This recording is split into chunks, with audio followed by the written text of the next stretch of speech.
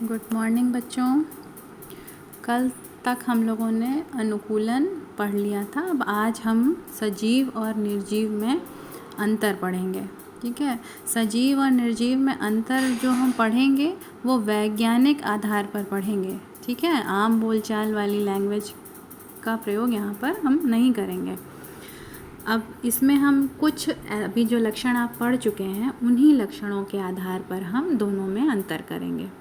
ठीक है, तो पहला लक्षण है संगठन के स्तर पर। ये सारे पॉइंट्स जो इधर आपको बुक में दिख रहे हैं ये सब हम लोगों ने पढ़े हैं। ठीक है, अब इन्हीं के बेसिस पर हम दोनों में डिफरेंस करेंगे।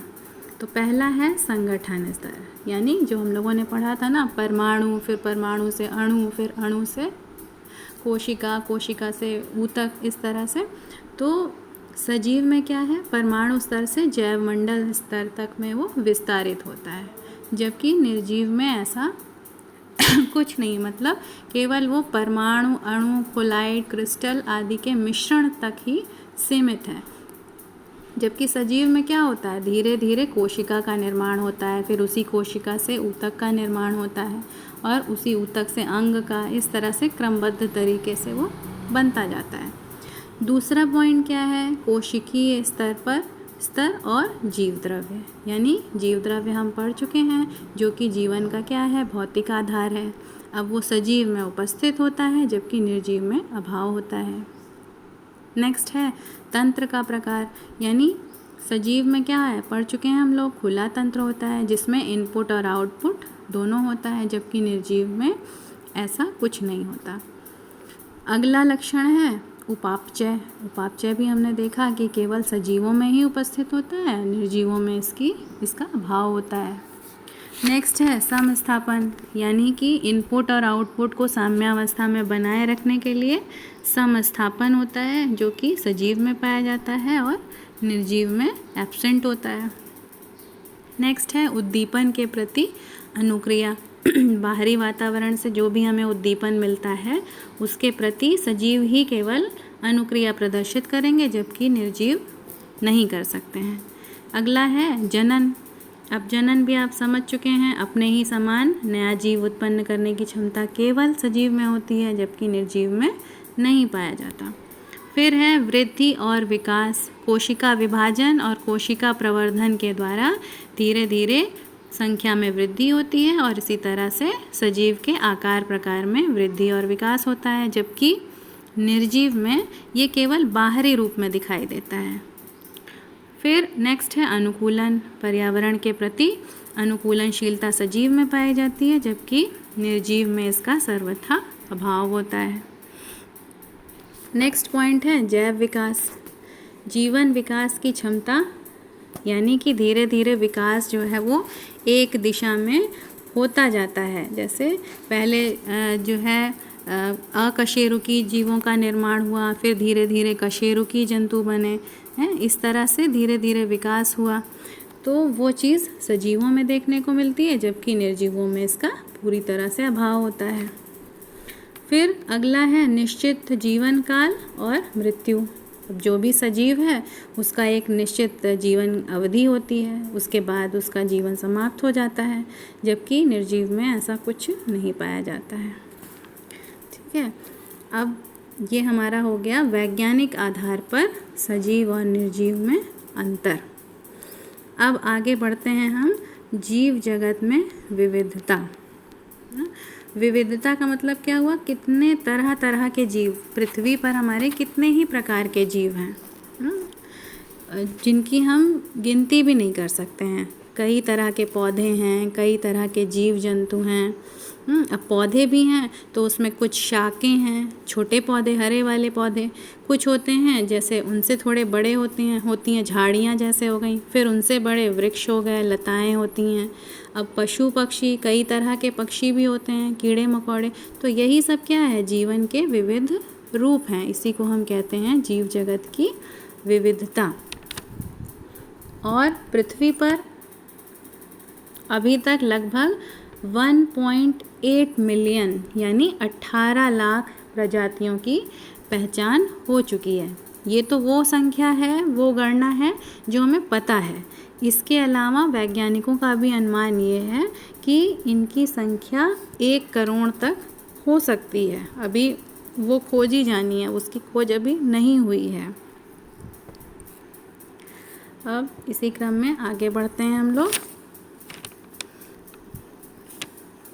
अच्छा, अब ये जो विविधता है इतने प्रकार की, इसको एक वर्ग में बांटना भी तो आवश्यक होगा। मतलब कि पृथ्वी पर इतने सारे जीव हैं, अगर हमने कुछ एक विशेष लक्षणों के आधार पर इनको अलग अलग समूहों में नहीं बांटा तो हम कैसे पहचान कर पाएंगे, या अगर हम इनका अध्ययन करना चाहेंगे तो अध्ययन करना भी मुश्किल हो जाएगा।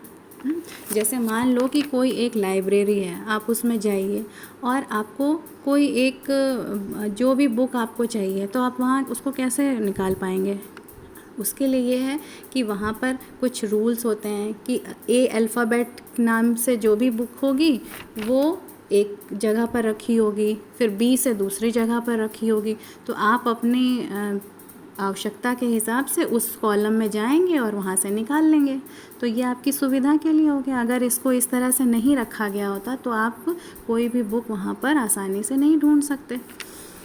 तो वही चीज़ यहाँ पर भी है, मतलब कि आपको इतनी बड़ी विविधता में अगर आप वर्गीकरण नहीं करेंगे, समूह में उसको बांटेंगे नहीं, किसी वर्ग में, विशेष वर्ग में नहीं रखेंगे जीवों को, तो हम उनका अध्ययन करना हमारे लिए बहुत कठिन हो जाएगा। तो यही है वर्गीकरण की आवश्यकता। आगे बढ़ते हैं, हम कुछ पॉइंट्स यहाँ पर देखते हैं कि क्यों है आवश्यकता वर्गीकरण की। अब पहला पॉइंट यहाँ देखते हैं, किसी भी जीवधारी की विश्व के किसी भी भाग में सार्वभौमिक पहचान हेतु वर्गीकरण आवश्यक है।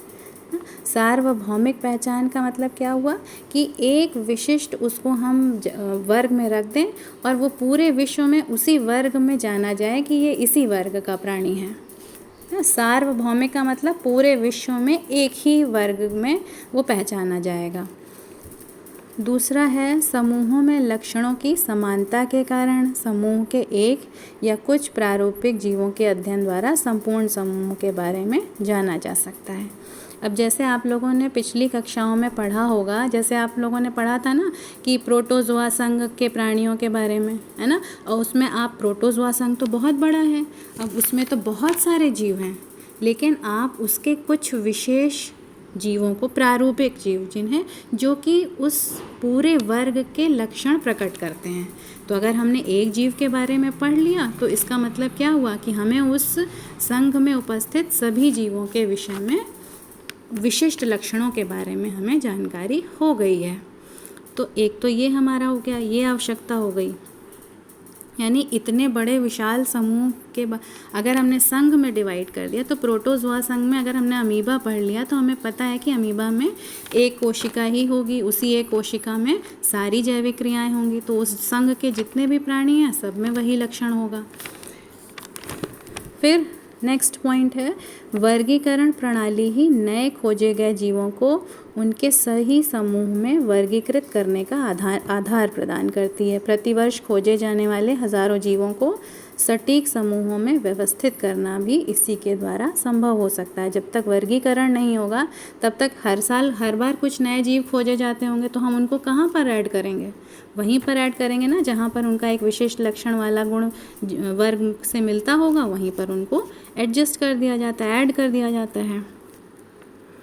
नेक्स्ट पॉइंट है, वर्गीकरण जीवों के विभिन्न समूहों की विकासीय प्रवृत्ति और जाति वृत्तीय संबंध समझने में सहायक होते हैं। मतलब कि कोई भी जीव के पूर्वज कौन थे, कैसे वो किस तरह अपने पूर्वजों से संबंधित था, उसका अध्ययन भी हम वर्गीकरण हो जाने के बाद ही कर सकते हैं।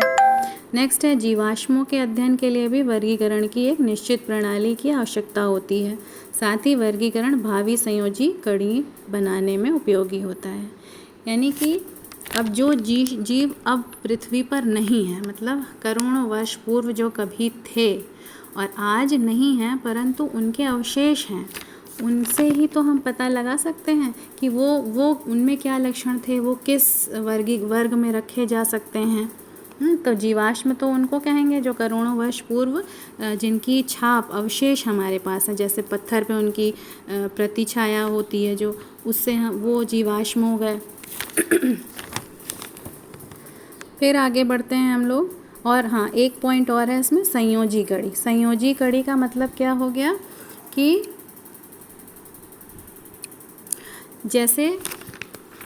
जैसे विषाणु है ना, विषाणु क्या है, इसको सजीव और निर्जीव के बीच की कड़ी माना जाता है। यानी इसमें कुछ ऐसे लक्षण होते हैं जो सजीवों के होते हैं और कुछ ऐसे लक्षण होते हैं जो निर्जीवों के होते हैं। तो ये क्या हो गया, इन दोनों के बीच में उन लोगों को जोड़ने वाला हो गया, यानी इसमें दोनों ही लक्षण पाए जाते हैं। तो इस प्रकार से हम उनका भी अध्ययन कर सकते हैं वर्गीकरण हो जाने के बाद। नेक्स्ट है, कुछ जीवों के सामान्य या स्थानीय नाम अत्यधिक भ्रामक होते हैं। अब जैसे आम बोलचाल की भाषा में कुछ चीज़ों का नाम जो है ऐसा होता है जिससे भ्रम की स्थिति उत्पन्न होती है। जैसे आपने कभी देखा होगा, कुछ किताबें होती हैं आपकी जो बहुत पुरानी हो जाती हैं, जिनको आप बहुत नहीं खोलते हैं, और उनको कभी खोलिए तो उसमें बीच में एक सफ़ेद सा एक छोटा सा कीड़ा जैसा दिखता है, पर वो उसका नाम क्या है, सिल्वर फिश, क्योंकि वो वाइट कलर का होता है इसलिए उसको सिल्वर फिश कहते हैं। अब फिश है यानी कि आपको लगेगा वो मछली के वर्ग की है, पर ऐसा नहीं है। वो किस वर्ग की है, वो कीट वर्ग की है। तो इस तरह से ये भ्रम की स्थिति ना उत्पन्न हो तो उनका वर्गीकरण करना आवश्यक है, मतलब कि उन्हें कीट वर्ग में ही रखना होगा और उसी के आधार पर उसका एक नाम देना होगा वैज्ञानिक। फिर इसी तरह से वर्गीकरण जीव विज्ञान की सभी अनुप्रयोज्य शाखाओं जैसे कृषि, वानिकी, पशुपालन, चिकित्सा आदि को आधार प्रदान करता है। अब हर इन सभी क्षेत्रों में भी वर्गीकरण हो जाने पर ही हम आसानी से किसी भी चीज़ का अध्ययन कर सकते हैं, और जो पहले से वर्गीकृत हो चुके हैं जीव, उनको भी बार बार हमें देखने में, पहचानने में आसानी हो जाएगी कि हाँ, ये इस पर्टिकुलर वर्ग का जीव है। ठीक है, आज के लिए इतना ही बच्चों। कल अब हम लोग नामकरण और किस तरह से वैज्ञानिक नामकरण करते हैं और उसकी क्या आवश्यकता है, वो सब पढ़ेंगे।